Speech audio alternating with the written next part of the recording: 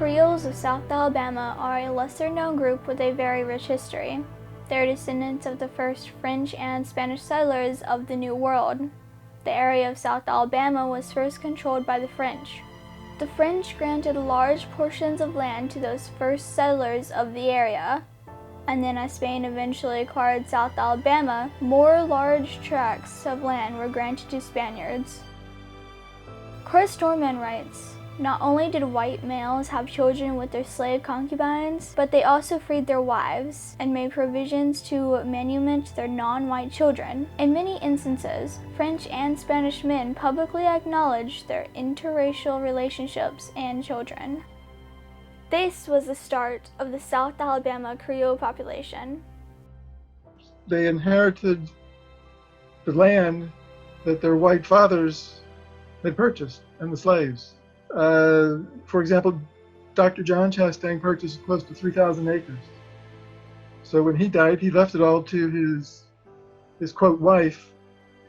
And then when she passed on, it was left to their children.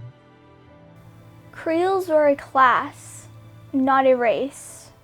Though royal life had rigid disciplines, where slavery and farming made them wealthy, where the family business and traditions came first.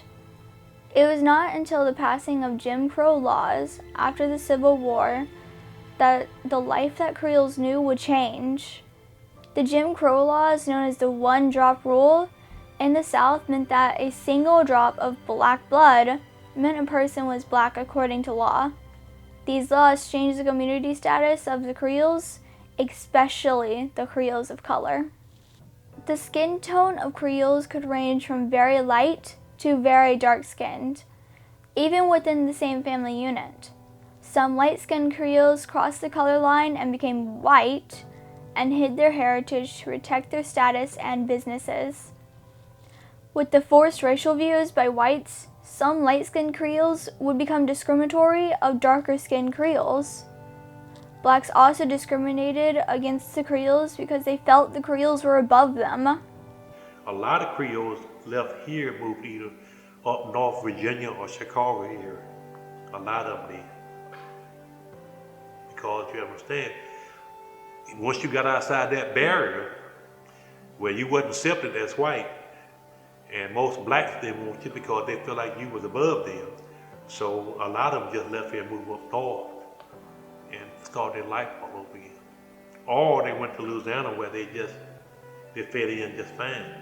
You know, I remember the time years ago, there was some Creoles in Mobile would have white on their driver's license. They didn't change it, until in the late 60s and 70s. I didn't know that I had any Creole ancestry at all growing up. I was doing this research. I see I think it's my great-grandfather on the census, and he's designated black, and I'm a little bit confused. And so I keep going back, and it seems to get mixed up. You know, the further back I get, sometimes they're black, sometimes they're mulattoes, sometimes they're white, sometimes they're, I think in one instance there was one part of my family that was actually designated CR for Creole. So, lots of confusion there. My dad was this big red-headed freckled-faced man. The Creoles that remained through segregation lived in tight-knit, close communities. They built churches and schools for the community, and they all worked together to raise their children. Every one of them were, that I know of. And they was willing most of the time to help each other. Now some of them didn't like the farming like my daddy did, but see, my granddaddy farmed. Do you know that my aunties could plant and raise stuff as good as my uncles could, or my daddy? They just didn't do as much, but every one of them would. When Creoles left their communities for work or serving the country, they experienced the racist barriers in front of them. Most Creoles broke these barriers in a couple of different ways. Mr. Robert Curtis Andrew fought in World War II with the all-black regiments of the 761st Tank Battalion. Mr. Andrew was severely injured when a German bazooka shell slammed into his tank, and he was awarded a Purple Heart. This still didn't save him from experiencing racism. My tank that I was in, when it got hit by a German bazooka, it landed right in front of me on the tank. And when it exploded, it was a reservoir that was right from here that operated the turret of the tank. Then it blowed up, burned me all over the face and everywhere. Got old arms, both thighs, and all that.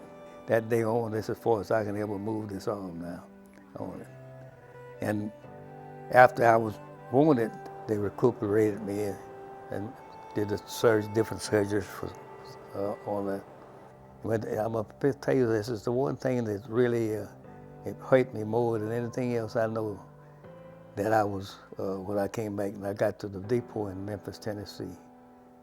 It was, the bus left the hospital, I got to the depot, and the train didn't leave until 4 o'clock that morning.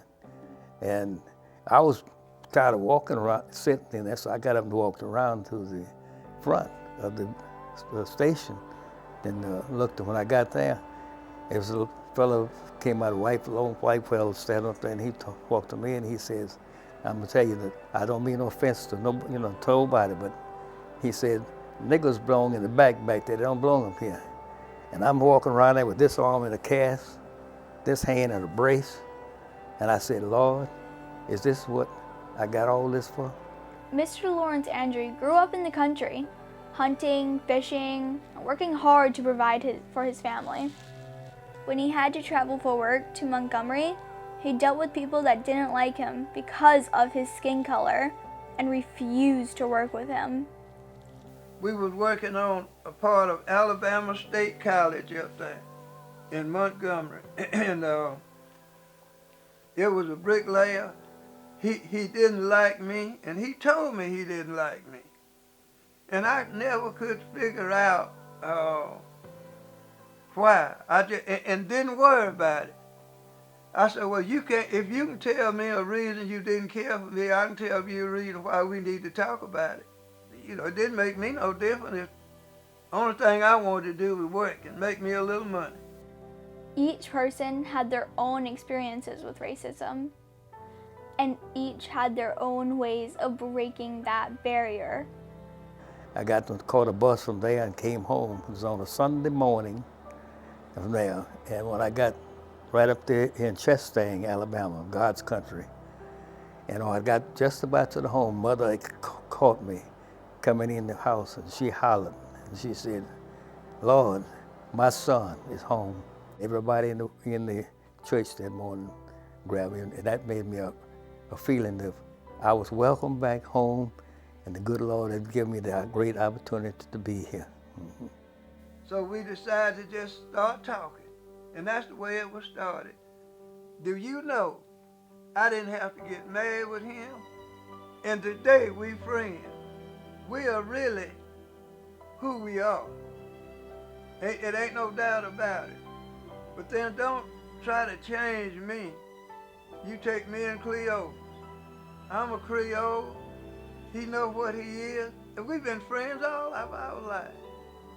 Me and Jesse too. We've been friends because we have come to decide that regardless to who you are or what you are, if you're a good person and you're decent, you can always find a friend. I accepted it as it was. I said, well, God knows what it goes on. So why should I worry about it? One day, it's going to be my day.